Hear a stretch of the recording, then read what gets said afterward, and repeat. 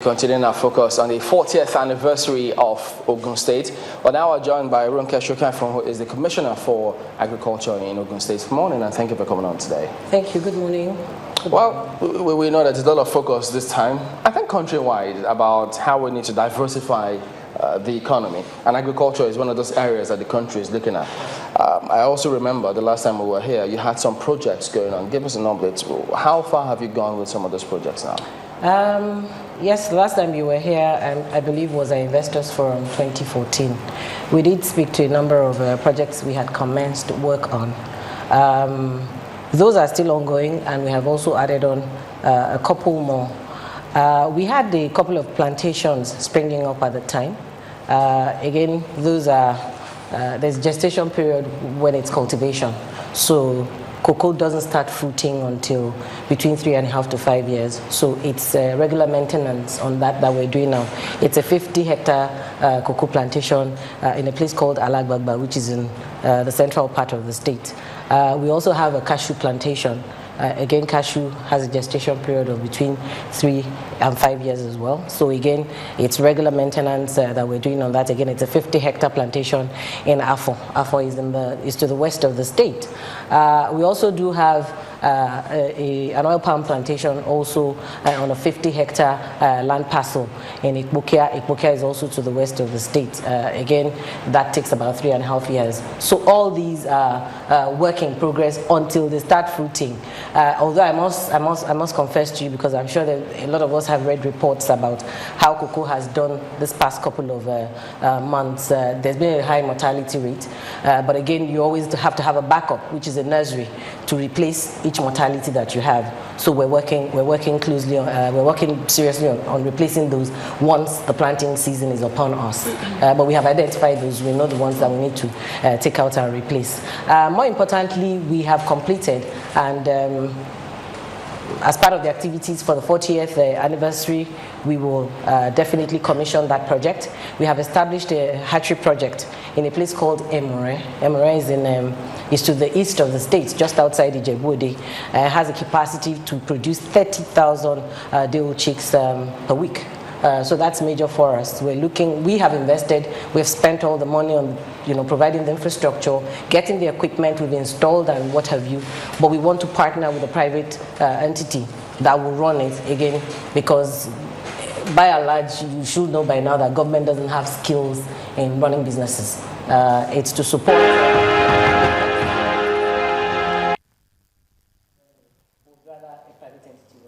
So what kind of success has been recorded in getting the private sector into this? I will not want to mention names, but one big name we have on the table right now, this is nearing an MOU signing. They want us to grow cassava for them. It's a cassava processing. They have a part of their businesses. They have a cassava processing factory, and they have asked that because they have to source cassava as far as Kogi. So we've said to them, even in terms of what you pay to get your raw materials, it's a total. Anyway, we give them a total package: land, farmers, and then you pay to do the land clearing. You give them land for free or what? It's not for free. Oh, that's our equity, more or less. Oh. Okay, so that's what I'm saying. It's nearing the MOU stage. Ordinarily, it would just be take your land, go farm your cassava, but no. We've changed our working model. So that's the state's government equity. So they pay their leasehold every year. So what are you doing to make agriculture more lucrative to the people of the state? First and foremost, what we want to attract a totally different crop of people to agriculture, and that's the young people, because we see the entire value chain. I tell you something we're working on with the federal government. It's called the VCDP, Value Chain Development Program, and the two crops that have been identified in the first instance are rice and cassava. As I speak to you, the areas for the kicking off this project have been identified. In the next couple of weeks, the farm roads, because when I say value chain, it's the whole value chain, up to the roads that the farmers are going to apply to bring out their product, to bring out their produce. Everything has gone in for bidding. The transparent process, the bids were opened just Wednesday last week, and so what we're looking at is something that's comprehensive, starting right from cultivation all the way to marketing. It's not enough to say, I am growing cassava. What's your plan for the cassava? Do you plan to process?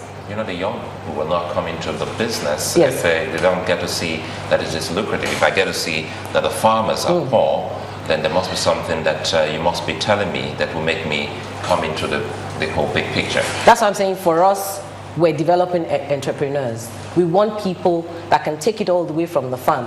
I don't want to sound like a cliche, farm to table, but in effect, that's what we're looking at as a total package. Which is why we had a model project which we started again, I think 2013 or 2014. That greenhouse scheme. I'm sure I spoke about it when you came 2 years ago, producing tomatoes, peppers. It is still on. When you get there now, yes, it's a bit, the crop of people is smaller because it's more like the trainer thing. Once they understand what the business is about, once they've learned the ropes, they can go out on their own, seek funds, and then establish. But we also still have people there, and now you have a set that is actually doing the marketing. So as they're harvesting, some people are out there trying to sell.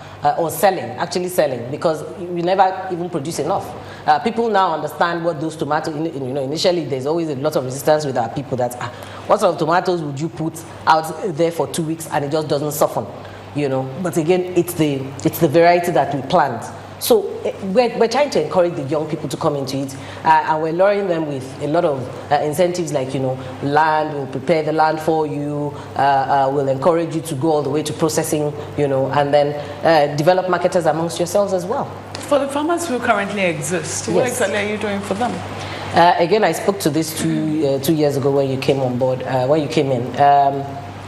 We target the smallholder farmers for the sort of project that I said we're about to sign an MOU on. And they're much easier to deal with because they understand the strength of coming as cooperatives. So we always work with their cooperative groups. A farmer, for instance, cannot do a hectare by himself. So what we say is, this hectare is allocated to you, but what you then do is you probably get 9 other people, so you have a cooperative under one umbrella, maybe one name, and then they develop a hectare. So if it's 50 hectares, do the math and see the number of farmers that we're putting onto a single project. How have they been doing? Are they much better financially? Well, it keeps oscillating, and that's to do with price of produce. So where government wants to come in now is, in locking down companies, we say to them from get-go, whether or not the price drops or increases, we're locking you to a price. So that when it's time for harvest, you don't then tell us, oh, but cassava is now 8,000 naira per ton, so why should I still pay 10? So once we do that lockdown, we believe this is our first model that we're running on that initiative. So we believe that it will actually assist, because that's been the bane of farmers. They do all the hard work, and then it's the current pricing at the time that dictates what they get. But now we want to do a lockdown pricing model to see that. So even if it's 15,000, they also get they also don't have a choice but to take the price that has been locked down for that particular produce. So would you say Ogun State is self-sufficient in food production now? We're working towards it. I don't think any state in Nigeria can beat its chest to say it's self-sufficient. Everybody's working to produce more food. We are looking to establish what we call a vegetable colony, which means we will establish a farm that nothing else is growing there but different sorts of vegetables. And vegetables have a cycle of every 42 days. So you can imagine the number of things combined that will go on that farm. From your, not everybody does those, but from your cucumbers to your regular ewedu that everybody knows, to the vegetables that everybody eats. Those are the sort of things we want to grow in that particular area and take to the market.